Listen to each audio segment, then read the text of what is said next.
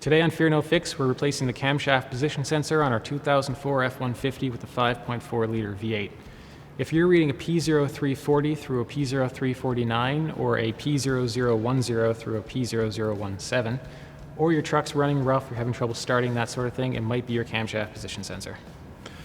This job is not too hard. There's only one bolt holding that sensor into the engine block, so let's get started.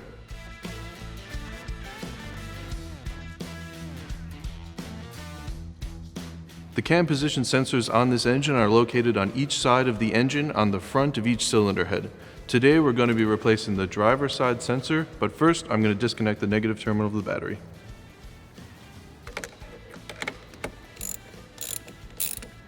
Okay, next we're going to remove our air intake plumbing. We need to remove this 10mm bolt right here.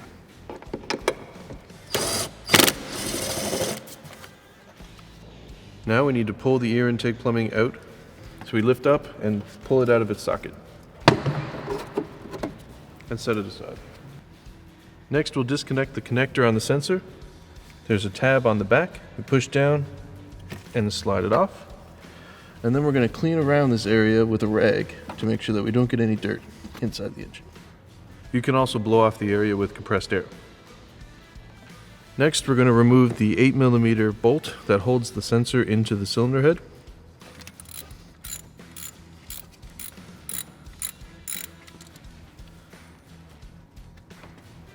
And finally, we'll just pull the sensor out of its socket. You might need to wiggle it a bit. And there's our sensor out. So here's our new sensor. When you take your old sensor out, you'll want to make sure that the O-ring comes out with the sensor, and you need to make sure that your new sensor has an O-ring on it. Okay, now we'll reinstall our new sensor.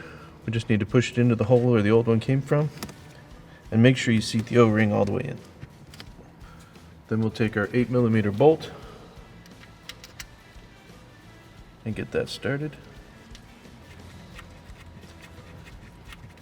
Okay, now we'll torque down the 8mm bolt to 89 inch-pounds or 7.4 foot-pounds.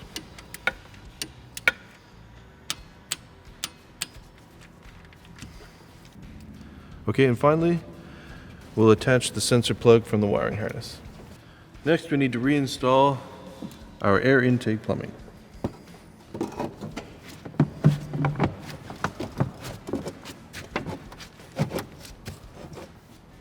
And reinstall our 10mm bolt.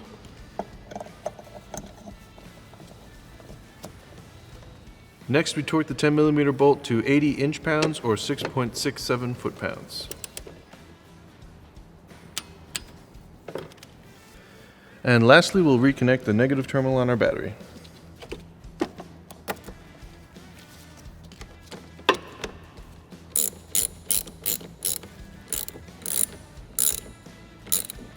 And now we're done. That was easy.